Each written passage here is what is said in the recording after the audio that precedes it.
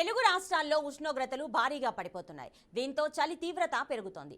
AP, తెలంగాణలో అత్యల్పంగా ఉష్ణోగ్రతలు నమోదవుతున్నాయి. నిన్న అల్లూరి జిల్లాలో పపాడేరు, అరకులో 11 డిగ్రీల ఉష్ణోగ్రతలు నమోదయ్యాయి. ఏపీలో మిగిలిన ప్రాంతాల్లో చలి ప్రభావం కొనసాగుతోంది. తెలంగాణలోని ఆదిలాబాద్ జిల్లాల్లోనూ ఉష్ణోగ్రతలు రోజురోజుకు పడిపోతున్నాయి. దీంతో చలి తీవ్రత పెరుగుతోంది. నిన్న ఉదయం 10 గంటల వరకు పొగమంచు ఉంటుంది. దీంతో ప్రజలు తీవ్ర ఇబ్బందులు ఎదుర్కొంటున్నారు.